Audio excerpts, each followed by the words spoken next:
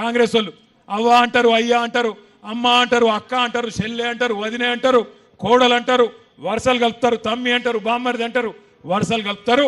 మళ్ళా మాకే గుద్దుర్రి, మళ్ళా రేవంత్ రెడ్డి ఉన్నాడు, మీకు ఇది చేస్తాం అది చేస్తాం, అల్లం బెల్లం ఇందిరమ్మ పథకం అంటారు, ఇదంటారు అదంటారు, మళ్ళా అరిచేతుల స్వర్గం మళ్ళా చూపెడతారు. మళ్ళా నమ్మి మోసపోతే ఈసారి మోసం జరిగితే మనని ఎవడు కాపాడలేడు. అందుకే దయచేసి మిమ్మల్ని కోరేది, ఇంటికొచ్చే కాంగ్రెస్ నాయకులను గల్లా బట్టి అడగండి. ఏమాయ కొడక కేసీఆర్ ఉన్నప్పుడు 10,000 ఇచ్చినప్పుడు బాగుండే, మీ వాడు 15,000 అన్నాడు కదా, ఏడవైంది 15,000 అని అడగాలి. అదేవిధంగా ఆడబిడ్డలు ఖచ్చితంగా అడగాలి. ఏమాయ కొడక 2,500 100 రోజుల్లో ఇస్తా అంటివి, మరి 35,000 రూపాయలు బాకీ ఉన్నావు, ఇస్తావా ఇయ్యవా, ఇస్తేనే ఓటేస్తా లేకపోతే దుబ్బే అనాలి. అట్లే మా తమ్ముళ్ళు ఎక్కడ వాళ్ళు అక్కడ అడగాలి. ఏమైనా స్కూటీలు మా చెల్లెళ్ళు అడగాలి, ఏమైనా స్కూటీలు లేవు కానీ లూటీ మాత్రం బ్రహ్మాండంగా నడుస్తున్నది.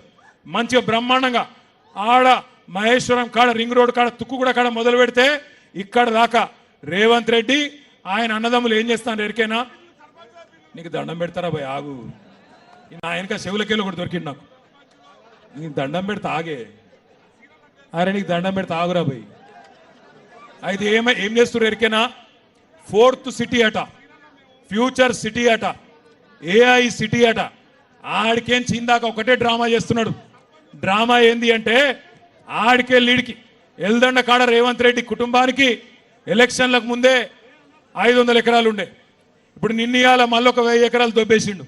ఒక 1000 ఎకరాలు, ఒకటి కాదు రెండు కాదు, 1000 ఎకరాలు సంపాదించుకున్నాడు. ఇప్పుడు నిన్నయాల కొత్త కథ మొదలు పెట్టిండు. మొన్న మా జైపాల్ యాదవ్ సాబు కొంతమంది రైతులను తీసుకొచ్చిండు మా కాడికి. ఏందన్నా అంటే కొత్తగా వాళ్ళ అత్తగారు ఊరికట పెద్ద రోడ్ వేసుకుంటాడట అత్తగారు ఊరికి. ఎందుకో నేను అడిగితే ఎందుకేమున్నదన్నా, ఓ 1000-1200 ఎకరాలు తీసుకున్నాడు, అక్కడ భూముల రేట్లు పెంచుకునేందుకు కథలు పడుతున్నాడు రేవంత్ రెడ్డి అని చెప్పాడు. కరెక్టేనని చెప్పేది, కేవలం స్వార్థం తప్ప ఆయనకు వేరే విషయం తెలియదు. రియల్ ఎస్టేట్ తప్ప స్టేట్ గురించి ఫిగర్ లేదు. రియల్ ఎస్టేట్ కూడా వేరే వాళ్ళకి లాభం అయితే కూడా ఆయనకే లాభం కావాలి, ఆయన కడుపే నిండాలి. ఎవల భూములున్నా మనమే కొట్టేయాలి తప్ప ఇంకోళ్ళకి ఇచ్చే బాపత్ కాదు ఇది. గసంటి రేవంత్ రెడ్డిని పొరపాటున కూడా నమ్మకండి. వెనుకకెళ్ళి మా తమ్ముడు చెప్తున్నాడు సర్పంచ్ గారు, అన్నా సర్పంచుల బిల్లులు ఒక్కసారి ఆలోచన చేయండి.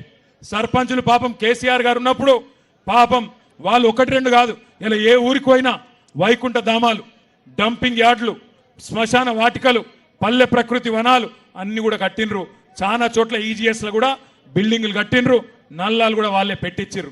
ఇలా వాళ్ళని కూడా గోసవుచ్చుకుంటున్నాడు. సెక్రటేరియట్ చుట్టూ తిప్పించుకుంటా ఉన్నాడు. తిప్పి కొడితే 600 కోట్ల రూపాయలు ఇస్తే అయిపోతుంది. ఒక్కసారి ఆలోచన చేయండి, వాళ్ళకు పైసలు ఇయ్యాడు. పాడి రైతులు ఎవరైతే పాల రైతులు ఉంటారో వాళ్ళకు కూడా ఇప్పటి వరకు పైసలు లేవు. కానీ మాటలు మాత్రం కోటలు దాటుతాయి. రేవంత్ రెడ్డి గారు ఏం చెప్పిండు ఆ రోజు యాద్ చేసుకోండి ఒకసారి. మొదటి సంతకం అన్నాడు రుణమాఫీ. ఏమైందయ్యా అని అడిగితే ఏం చేసిండు తెలుసా, ఒక్కసారికి రుణమాఫీ కథ చెప్పి నేను బంద్ చేస్తా. వెనకటికి రేవంత్ రెడ్డి అసంటోడు ఒకడు ఉండే, వాడు చిన్నప్పటి నుంచే మీ కల్వకృతులనే పెరిగినట్టున్నాడు. ఆయనకి ఇక్కడ ఈ తాలూకాలనే ఆయన చిన్నప్పటి నుంచి చదువు రాలేదు, అన్ని చెడు తిరుగులు చిన్నప్పటి నుంచి అలవాటైనవి. జరదా బుక్కుడు, గుట్కా దీనుడు, మందు కొట్టుడు, అన్ని దిక్కుమాలిన అలవాట్లన్నీ చిన్నప్పటి నుంచే అయినాయి. అట్లే పెరిగి 16-17 ఏళ్ళకి వచ్చిండు ఆ పిల్లగాడు. వచ్చినాక ఓ రోజు బాగా తాగి ఇంకింత తాగాలనిపించి ఆయనతో వాళ్ళ నాయన జేబులోకి వెళ్ళి పైసలు కొట్టేవేయండి. వాళ్ళ అమ్మ చూసింది, పట్టుకొని ఆయనతో దెబ్బ గుద్దితే వాడు తాగిన మత్తులో హోస్ట్లో లేడు. ఆయనతో రోకల్ బండ తీసుకొని అమ్మని కొట్టిండు, అమ్మ చచ్చిపోయింది. నాయనకి వచ్చిండు, నాయనని కూడా రోకల్ బండతో మళ్ళీ అట్లే కొట్టిండు, నాయన కూడా అక్కడనే చచ్చిపోయిండు. చచ్చిపోతే పోలీసు వాళ్ళు ఊరుకోరు కదా, చంపేస్తే ఆయనతో తీసుకుపోయి జైల్లో పెట్టిరు. ఇక జైల్లో పెట్టినాక శిక్ష వేయాలి కదా, శిక్ష వేయాలన్నప్పుడు ఆయనతో జడ్జి గారి ముంగటికి ఆయన తీసుకున్న ఆ పిల్లగాన్ని ఆ జడ్జి గారి ముంగట పెట్టిరు. ఆ జడ్జి గారు జర మంచి మనిషి, మెత్తటి మనిషి, మన వెంకటేష్ గుప్తా లెక్క, మన జైపాల్ యాదవ్ లెక్క కొంచెం చల్లటి మనిషి. ఆ జడ్జి గారు చూసినట్టు కిందికెళ్ళి మీద దాకా చూసి, అరే నేను జీవితంలో చాలామంది లత్కోరగాళ్ళని చూసిన, చాలామంది లుచ్చగాళ్ళని చూసిన, చాలామంది దొంగలను చూసిన, కానీ నీ అంత గలీజ్గానే అయితే చూడలేదురా భయ్. ఆఖరికి నా కర్మ బాగాలేక రేవంత్ రెడ్డిని కూడా చూసిన, కానీ నీ సొంటని అయితే చూడలేదురా. నేను సొంత తల్లిదండ్రిని చంపినావు, నీకేం శిక్ష చేయాలో నువ్వే చెప్పురా అన్నాడట. అప్పటిదాకా చాలా రుబాబుగా నిలబడ్డాడు ఆ పోరాడు. కానీ జడ్జి గారు అడగంగానే 2 చేతులు కట్టుకొని, అయ్యా నేను తల్లిదండ్రులు లేని అనాథను సార్, నన్ను ఇడిచిపెట్టి సార్ అన్నాడట. ఇలా రేవంత్ రెడ్డి కథ కూడా కట్లే ఉంది. నిన్న మొన్నటి దాకానేమో మీకు చెప్పే రుణమాఫీ చేస్తా, మొదటి సంతకం పెడతా అన్నాడు. సెక్రటేరియట్ పోయిండు. ఏమంటాడు ఆడపోయి, ఇక్కడ లంకె బిందెలు లేవు, లంకె బిందెలు ఉంటాయనుకొని వచ్చి ఎవరు తిరుగుతారమ్మా? ఎవరు అర్ధరాత్రి తువాల కప్పుకొని తటపార తీసుకొని ఎవరు తిరుగుతారు లంకె బిందెల కోసం? మీరు మెల్లగా చెప్తారు, తెలియదు ఆ కలకుర్తిలా దొంగలు తిరుగుతారు.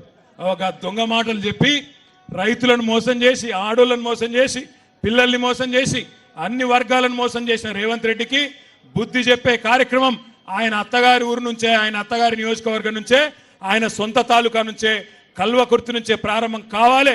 ఈరోజు బ్రహ్మాండంగా ఇక్కడికి హాజరై రైతు దీక్షను విజయవంతం చేసిన మీ అందరికీ ఒకసారి శిరస్సు వంచి నమస్కారం తెలియజేస్తూ జై తెలంగాణ. ఇప్పుడు జై Telangana. Patyanayak vote of thanks. ఈ కార్యక్రమానికి రైతు దీక్షకు ఈరోజు అమన్గల్లులో అధ్యక్షత వహిస్తున్న కల్వకుర్తి మాజీ ఎమ్మెల్యే గౌరవనీయులు శ్రీ జయపాల్ యాదవ్ గారు,